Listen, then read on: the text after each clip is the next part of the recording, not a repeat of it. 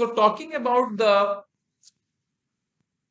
conditions for the formation and development of coal seams, we had seen quite a few.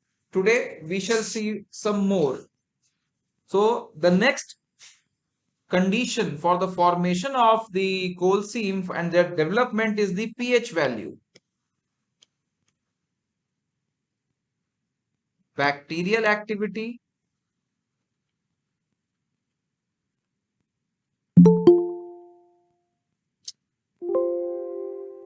कौन अब आ गया यार?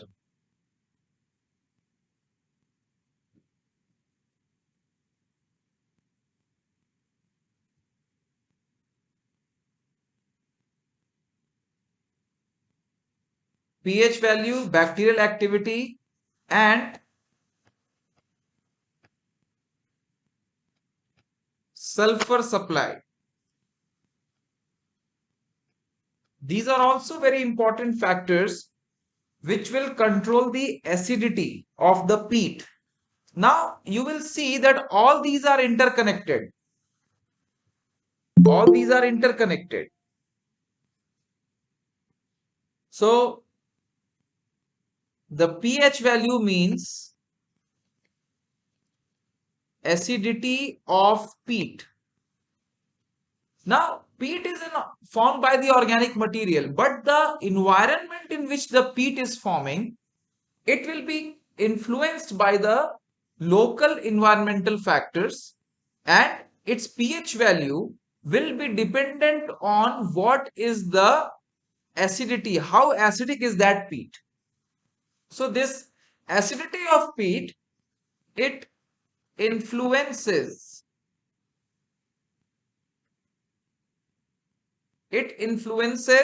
the bacterial life.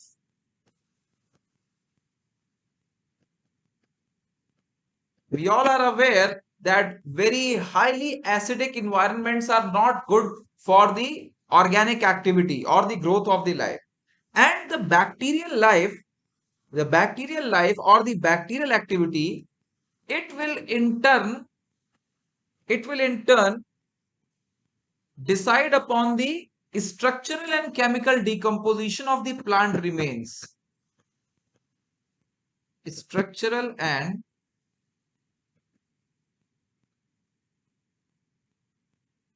chemical decomposition of plant remains. So we can see that the acidity of the peat, it controls a lot of things. The structural and chemical decomposition of the plant remains is almost directly controlled by the acidity of the peat, because acidity of the peat controls the bacterial activity, and in turn it also indirectly controls the structural and chemical decomposition of the plant remains. In the marine influenced and calcium rich environment, okay, the alkaline depositional environment, they evidently cause severe structural decomposition. So if we have marine influenced peat or marine influence depositional setting, or calcium rich depositional setting, so they have alkaline media or alkaline depositional environment, and this environment, it causes severe structural decomposition of the plant material.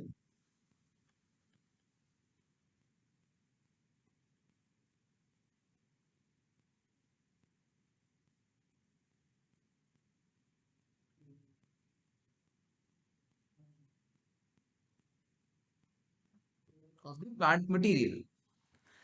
So in the alkaline environment where the plant material gets severely decomposed, there you will find the formation of humic gels, jellyferous, gelatinous or gel-like substances, humic gels, and the products of peatification means the formation of peat. The process of formation of peat is peatification. The products of peatification, they are rich in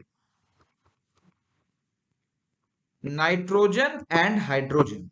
So the alkaline deposition environment, it leads to severe structural decomposition of the vegetal material, and the processes of peatification, they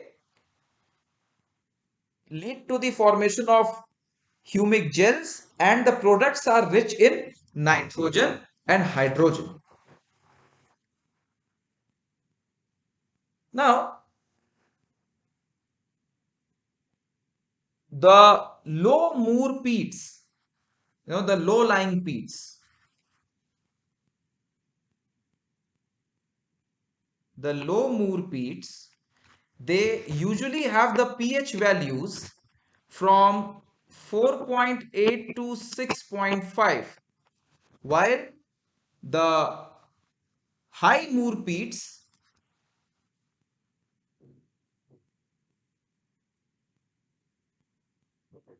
their pH value, it ranges from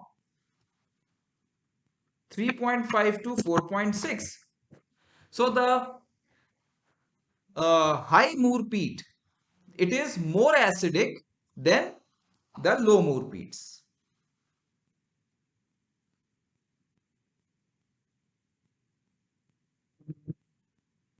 What are the factors on which the degree of acidity depends? Okay,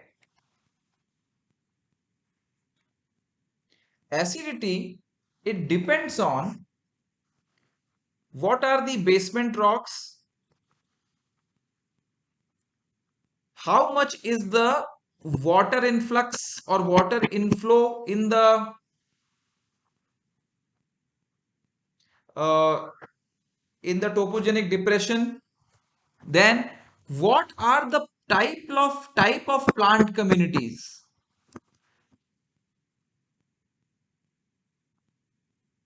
what are the type of plant communities that are forming the peat. Okay,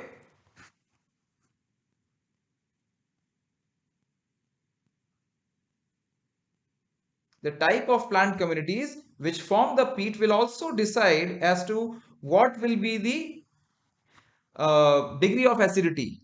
Then another factor is oxygen supply.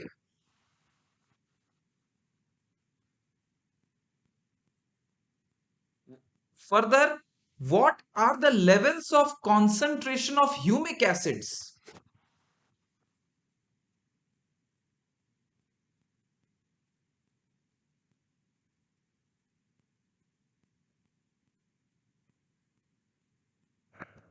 Levels of concentration of humic acids. So these are the uh, factors which decide what will be the degree of acidity, and it has been seen that marine and brackish water, they reduce the acidity.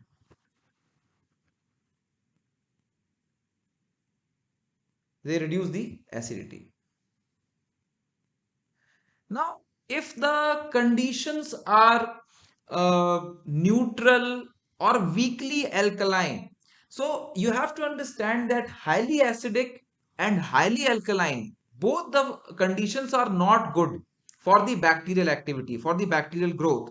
So, the neutral to moderately alkaline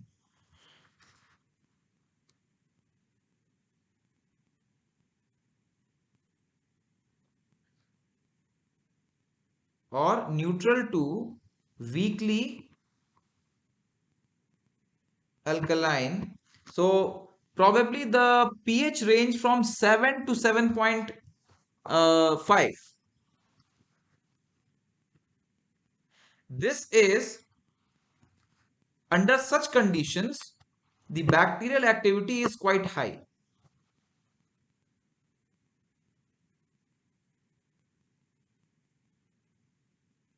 Bacterial activity is high. So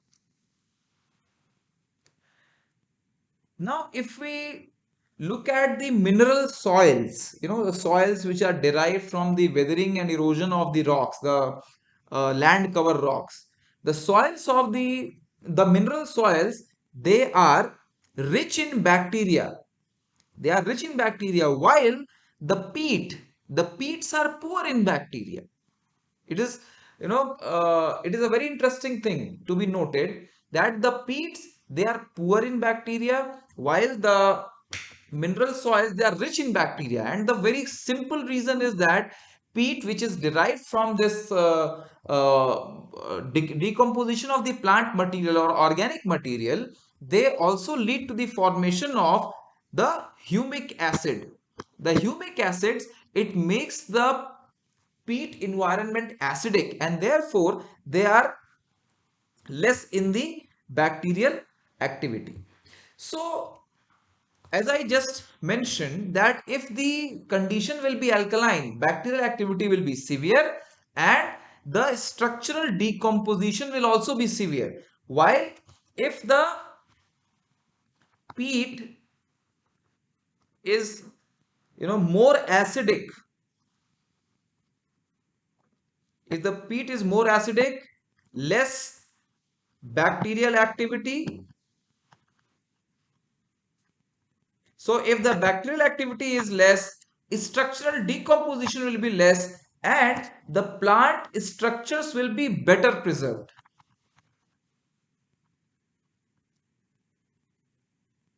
Structure will be better preserved. Okay. Now, the bacterial activity, it decreases with the depth. So the bacterial activity is more near the surface, and with depth, the bacterial activity decreases. And what type of bacterial activity will be there? It is controlled by the redox potential. We'll see in a bit what is redox potential. So, bacterial activity, it decreases with depth. So, what does this mean? It means that at the top of the peat, where there is, higher concentration of oxygen, there aerobic bacteria function, or there, the bacterial activity is higher. So at the top of the peat,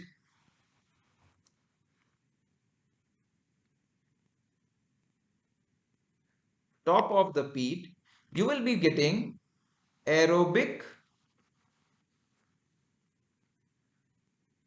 bacterial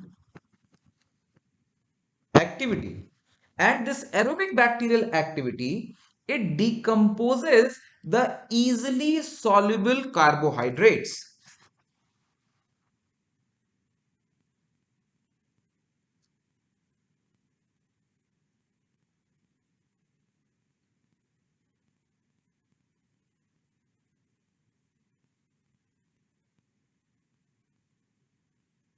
For example, sugar or starch. Now, all these are the easily soluble carbohydrates. So it happens on the top of the peat. As you go deeper, so as the depth increases, with depth, the aerobic bacterial activity, it becomes lesser and then stops. And with depth in the uh, deeper in the peat,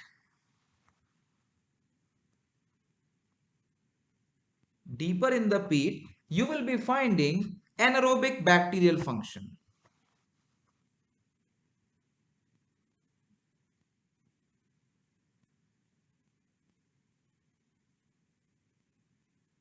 Anaerobic bacterial function. And how do these bacteria they survive? They utilize the oxygen of the organic substances and they leave behind hydrogen rich residual products. So the anaerobic bacterial function, it uses oxygen of organic compounds. And what do they leave behind? They leave behind hydrogen rich residual products.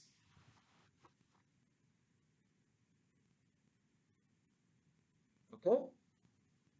Now there is another type of bacteria which is also called as sulfur bacteria.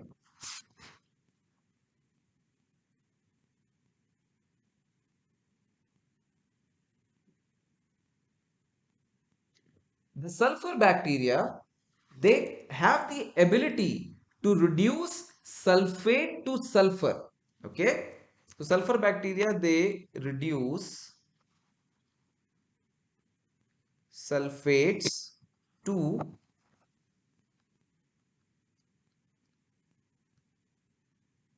sulfur. And uh, several times, several times you will find the presence of pyrite.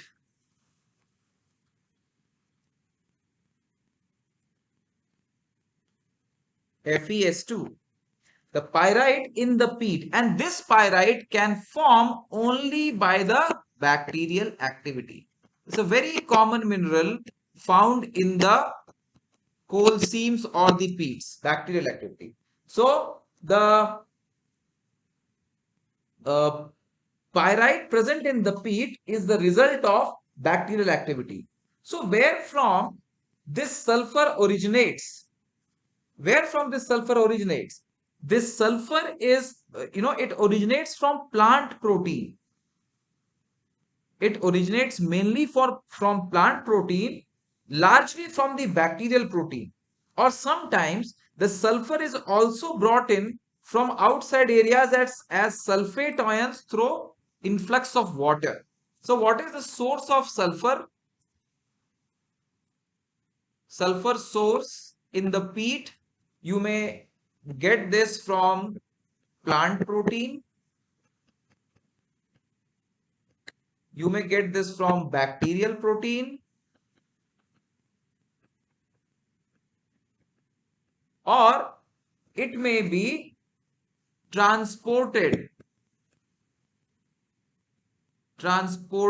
by stream water or river water, okay, or sea water, by stream water, sea water, in form of sulfate ions. Okay, so these are the sources of sulfur. All right. So the pH value, bacterial activity, and sulfur supply, they play an important role in the development of the coal seams. Next factor is the temperature of the peat.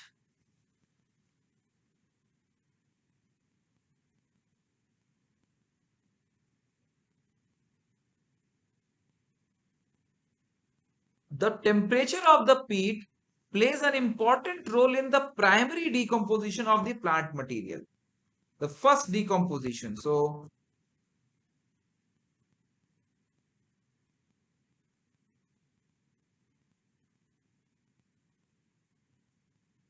primary decomposition. Now, as we have seen the impact of climate, we are aware that the climate governs the, it will decide what will be the temperature conditions. So if the temperature is warm and situation is humid, then here intense bacterial activity. We have already discussed this. That is why in cold climates, the coal seams are thicker because their bacterial activity is lesser. So optimum temperature for the destruction of cellulose, the temperature optimum for cellulose destroying bacteria. What is it? 35 to 40 degrees Celsius. Under this temperature, the cellulose, which is a part of the plant cell wall, cellulose gets destroyed by the peat bacteria. So you can understand that you need a considerably higher temperature for the formation for the destruction of the plant material.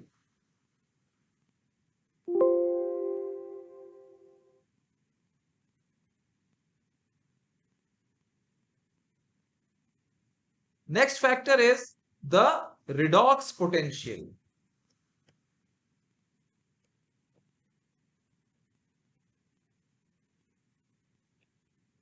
So in this case, we have majorly two conditions,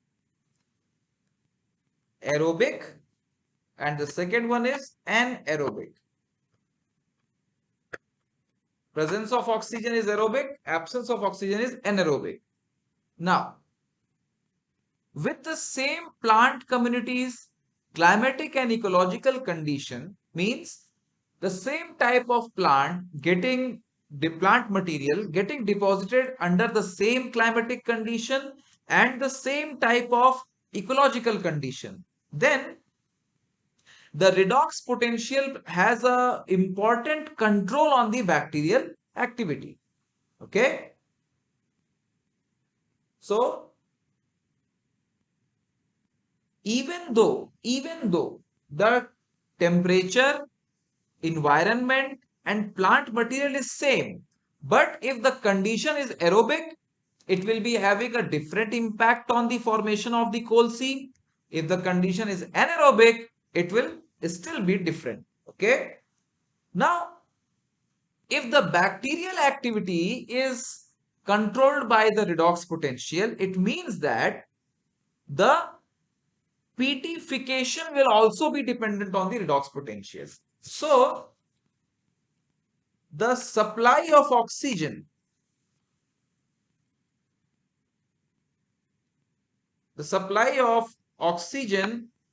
will determine if peatification will take place or not.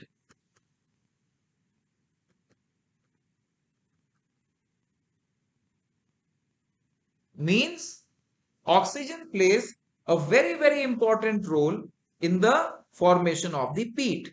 So let us have a look at a small flow chart. So we have process and then we have the product. And the condition of the redox potential, it varies from aerobic to anaerobic.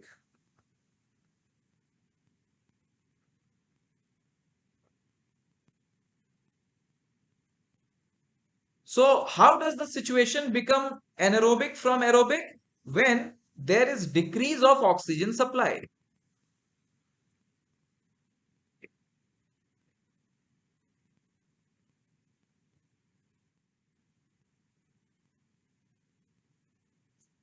Now, what are the processes?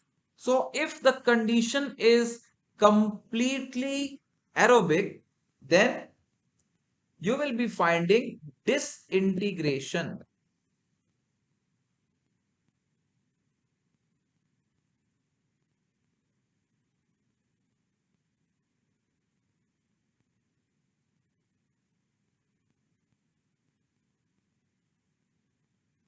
And once there is disintegration, then usually no solid residue is found. Second process, as the oxygen decreases a bit, second process is moldering.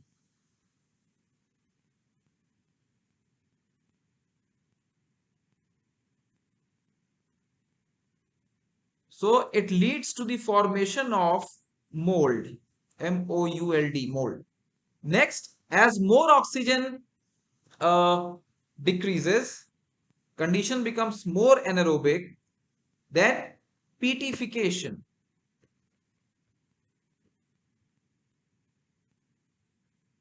So this will lead to the formation of peat, and once there is a condition is highly anaerobic, you will get putrefaction.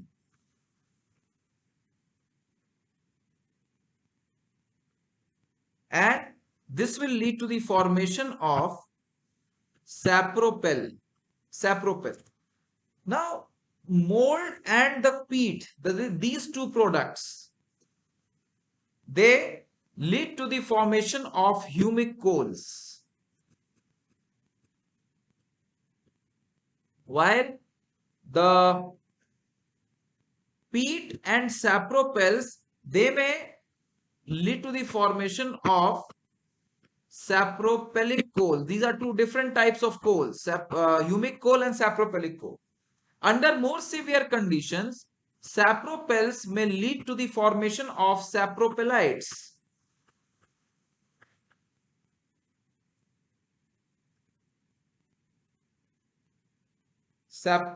Sapropelites.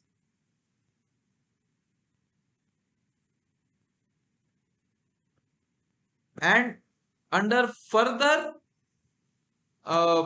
conditions of hydrocarbon generation, the sapropelites, they lead to the formation of petroleum. And as you go from this disintegration to putrefaction process, from top to bottom, there is an increase of hydrogen and nitrogen in the transformation products.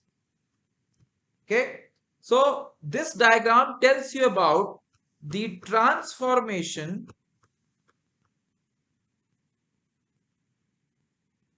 of organic matter according to or with respect to oxygen supply. So we need lesser oxygen for the peatification process. You can understand from this diagram. Now, time and again I have been telling you that water logging is very, very essential for the formation of peat. Means there should be stagnant water. Stagnant water for peatification. Why? Because if the water is not stagnant, it is flowing water, it will keep on bringing fresh oxygen. So once the fresh oxygen comes in, then it will decay the organic matter. Okay. So we do not need oxidizing conditions. We need reducing conditions. So stagnant water helps us to provide reducing conditions.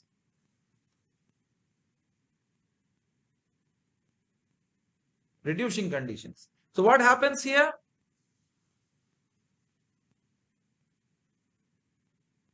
In the stagnating water, if the production of organic matter is higher, so what it will do?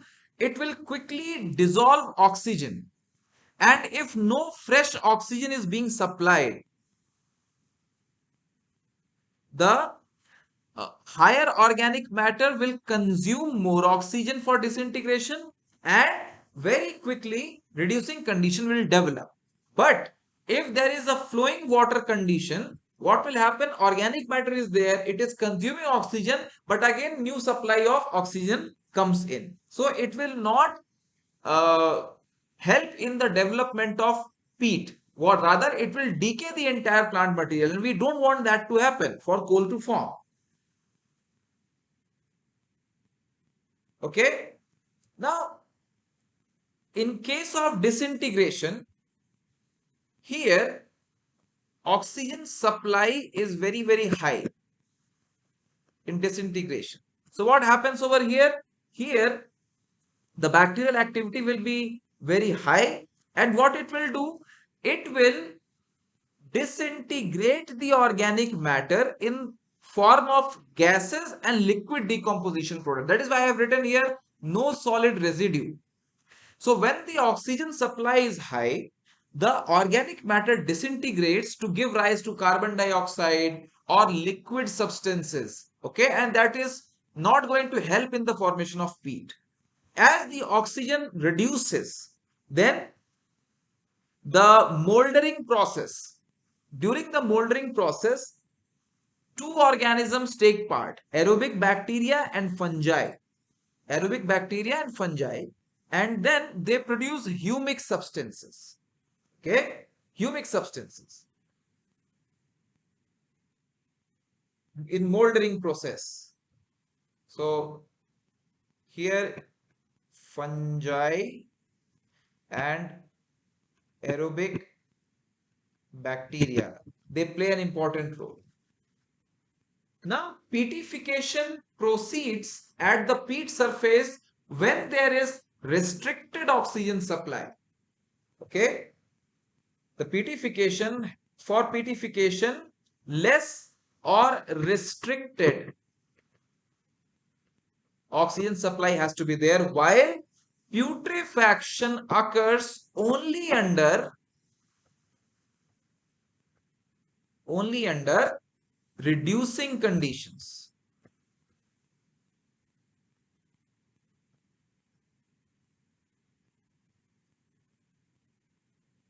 So what happens during putrefaction? The anaerobic bacteria, they consume the oxygen of organic substances and they transform them into hydrogen rich bituminous products. That's sapropel. So these are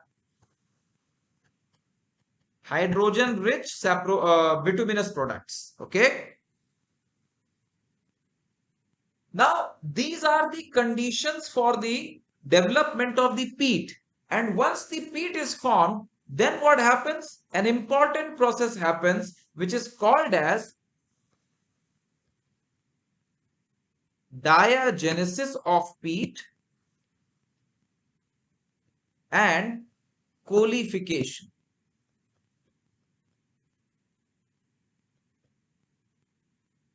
Coalification. Now, before the coalification, the process was called as peatification. So we all, till now we were discussing about the various factors and process how peatification occurs. So what is peatification? Peatification, it incorporates microbial and chemical changes.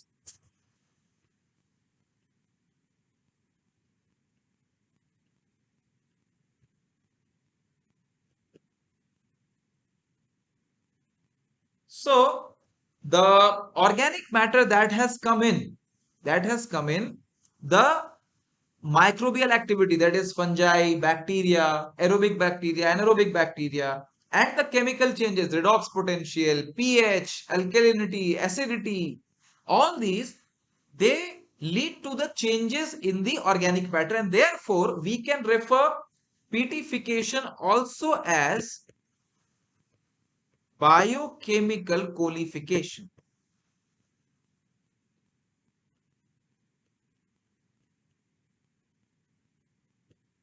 Once the peat is formed, then the geochemical coalification occurs.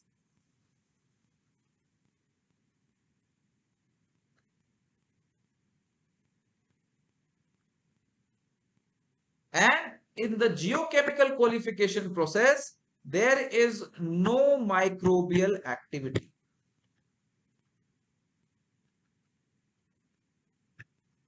No microbial activity.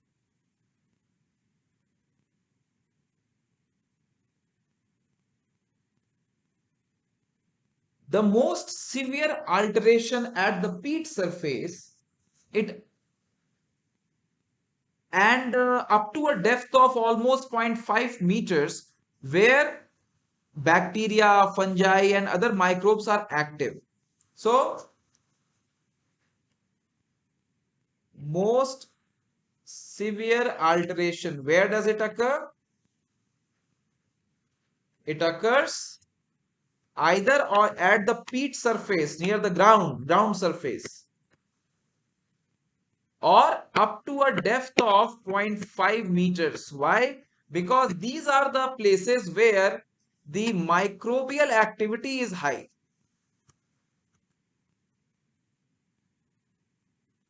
Activity is high. And near the peat surface or at this depth 0.5 meter, the microbes which are more active, they are aerobic bacteria, fungi and actinomycetes. With increasing depth, with increasing depth, the role of fungi stops, and then only the aerobic bacteria, they start alteration. So during peatification, the most important part is the formation of humic substances, also known as humification.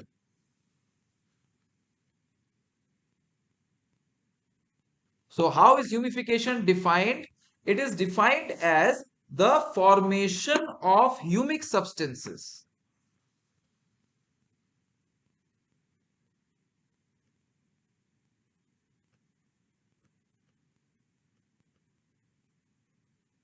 Humic substances. It is the most important process during peatification. And how is humification process promoted? It is promoted by oxygen supply, high temperature, and alkaline environment, which means that we are talking about the process process which is controlled to a large extent by the high bacterial activity. I hope it is clear. So now that we have seen the process of peatification, you all should also know that in the peat profile, the carbon content in the uppermost layer increases rapidly with the depth, while moisture content decreases rapidly with the depth. So, if let us say that this is a peat profile, the carbon percentage, as you go deeper, it will increase, while moisture percentage, as you go deeper, what will happen? It will decrease. Why? Because with depth, once the peat gets compressed and its volume reduces, what is expelled to reduce the volume? It is obviously the moisture. So as the moisture starts to get expelled, the uh, volume reduces, and with depth, the moisture content is decreasing, while the carbon content, it increases. You should remember this, that in a peat profile, the carbon content increases rapidly with the depth, while moisture content decreases rapidly with the depth. So now that we have seen peatification, the next process is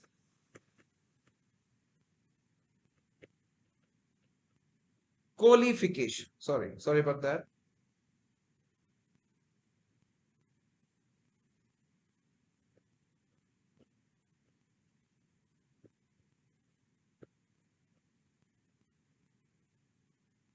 Coalification.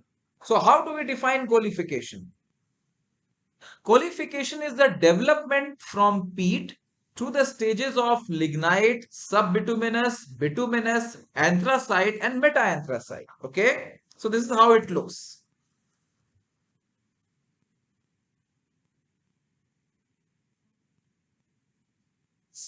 So we have the first stage is the formation of peat.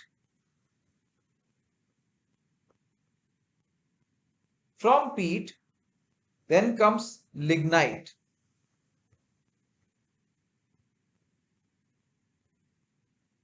lignite, it is also termed as brown coal.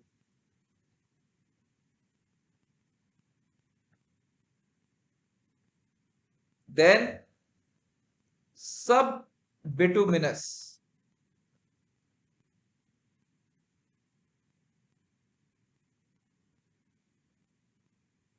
Subbituminous. Then we get the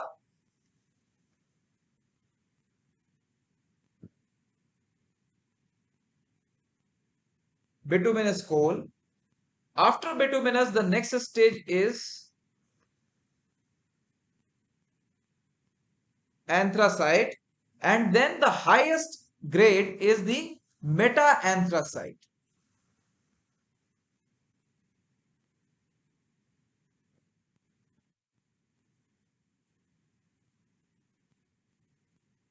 Meta-anthracite. So as you go from peat towards the meta-anthracite, here, as I had already mentioned, the carbon content will increase and there will be a reduction in the moisture content, ash content, and mineral content. So from peat towards lignite, high carbon content,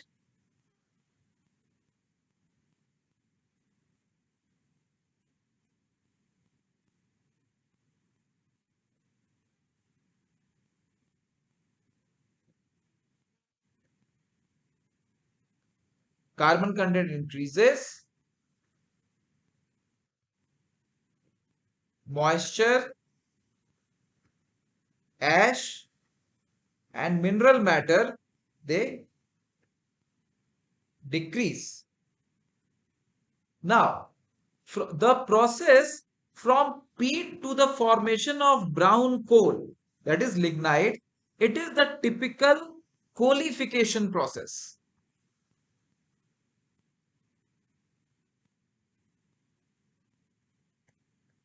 Coalification means here there is alteration of organic matter through chemical and physical process, which is less severe. What did I just say?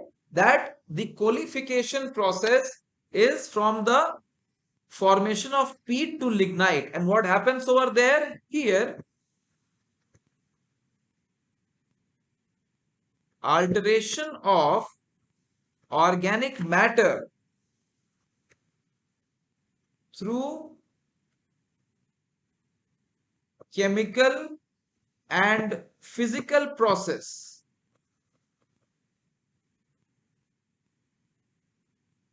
is less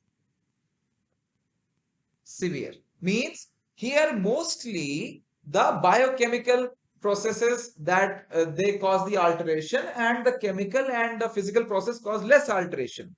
While from the stage of subbituminous to meta-anthracite, here this is called as metamorphism. Here the alteration is very severe due to temperature and pressure. I am sure you all are aware about the agents of metamorphism and how the process takes place. So the stages of coal formation from peat to lignite, they are called as coalification process, where the alteration of organic matter through the chemical and physical process is less severe, while the processes from subbituminous to meta-anthracite rank, this process is called as metamorphism, and here the alteration due to pressure and temperature is very high. Okay, so we can say that the processes of metamorphism, it leads to a physico-structural change. Physico-structural change. And what are these changes that we are calling as the physico-structural changes? There are two major changes. One is the decrease in porosity, and second one is the increase of optical anisotropy parallel to the bedding planes. Means changes related to rise of overburden pressure with depth. As the peat will start getting compressed, it will be uh, overburdened by the sediment cover. So the important structural changes, they are two. First one is decrease of porosity,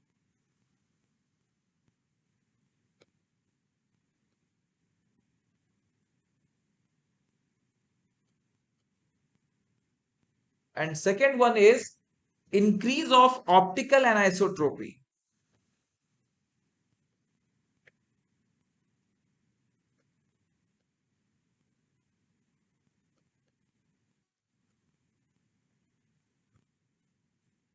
Optical anisotropy parallel to the bedding planes. Now, these are the physical changes. And what are the chemical changes?